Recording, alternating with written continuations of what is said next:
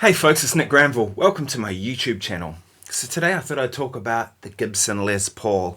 I've had this guitar for a long time, since 1994-ish, something like that, like some years. They're workhorse rock guitars, really. They do all kinds of stuff. This one's been through the wars, as you can see. It's kind of missing some paint.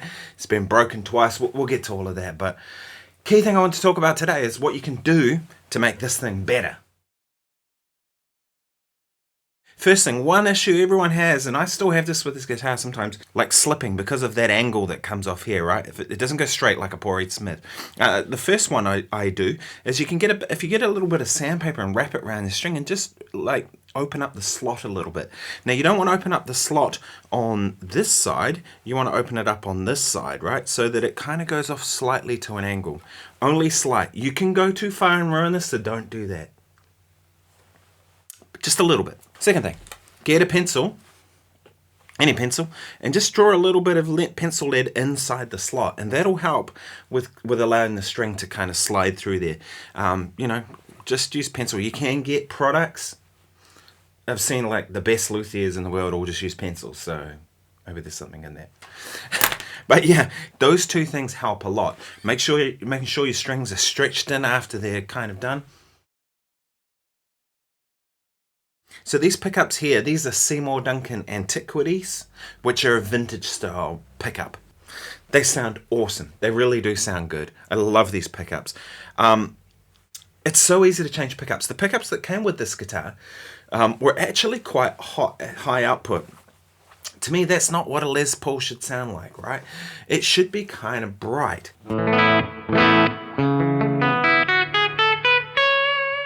You see, there's a brightness about that sound. It's not this, you know, kind of real dark kind of tone that you think of with higher output pickups. So changing your pickups goes a long way.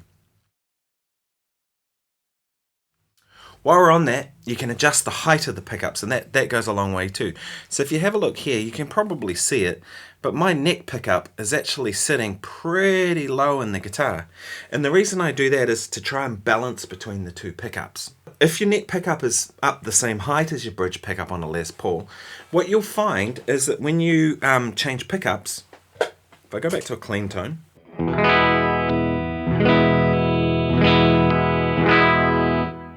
if your neck pickup is the same height, because the string vibrates more here than it does down here, of course at this point it's going to have less vibration, so less volume. So by dropping the neck pickup down, you get a more balanced tone. And what I'm looking for is really in that middle setting, right? So if I go neck, then bridge,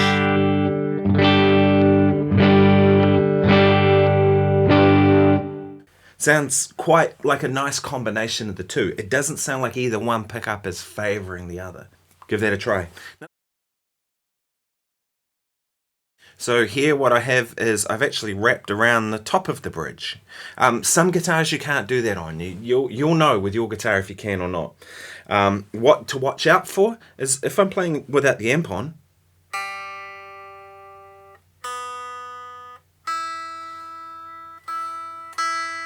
notice all my notes are clean acoustically. There's no that sitaring effect when you don't get enough break angle. If you get that, then you have to underwrap it. You can't overwrap it. But in this case, I can get away with it. There's just enough break angle. Hopefully you can see that. There's just enough break angle to do it. So what that means, on this guitar I have 11s, but they feel kind of more like 10.5, right? So you get the meat of the heavier strings, but without the tension, right? Polish up your frets, right? So when you have your strings off, put some tape on either side. I do this all the time. I put tape on either side and then just polish it up with some automotive polish on a cloth.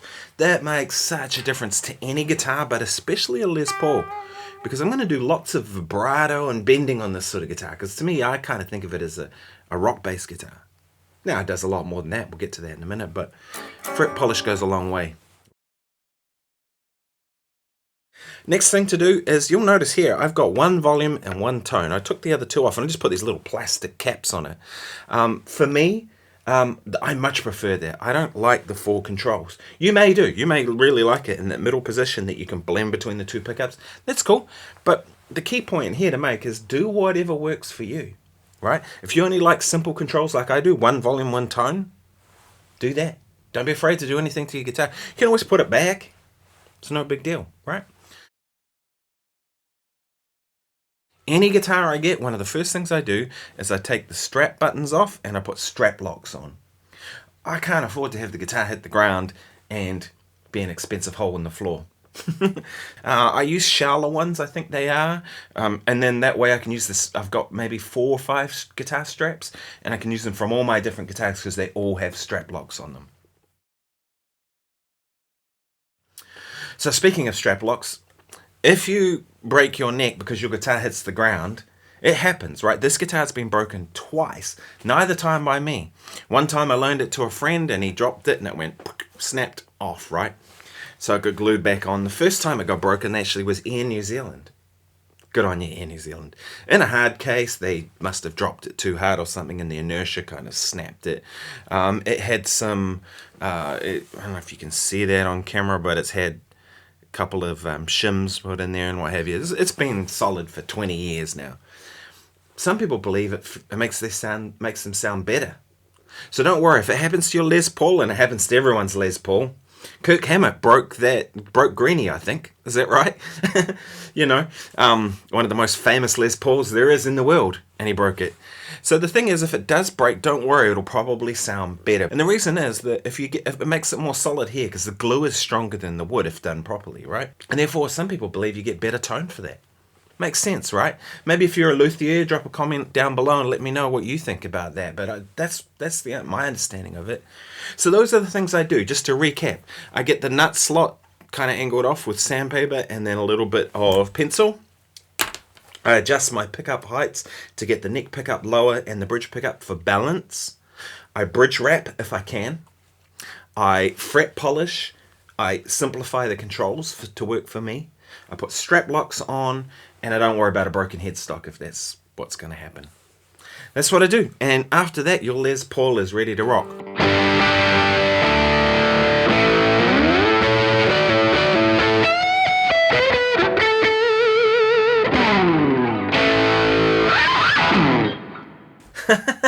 They're just a fun guitar, you know what I mean? There's things I love and hate about these things. They weigh a lot, they're kind of uncomfortable, but that's all part of the rock and roll experience, you know?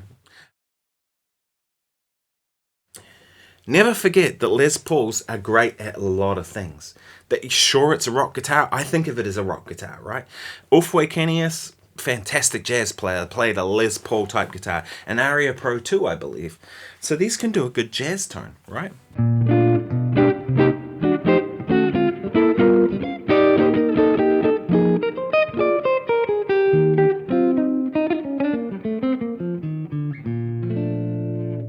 Does that great. But in addition to that, it'll do a good blues tone.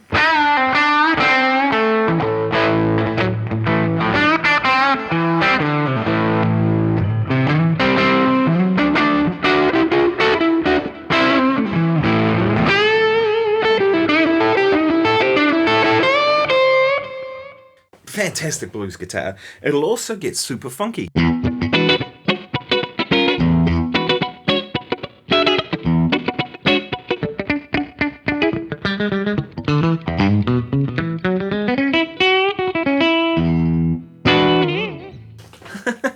So they'll do a lot of things. So don't forget that your Les Paul can be a rock machine, but it can also be a jazz machine. It can be a blues machine. You can do so much with these guitars. Hey, look, I hope you found this useful. If you have, please like and subscribe. Buy me a coffee will be linked below. PayPal's there if you want to help contribute to what I do here. Book in a lesson, you know. I do all of that stuff. You know how to get hold of me, social media, all the usual stuff. But yeah, don't forget to like and subscribe. That's the big one. I'll see you in the next video. Cheers.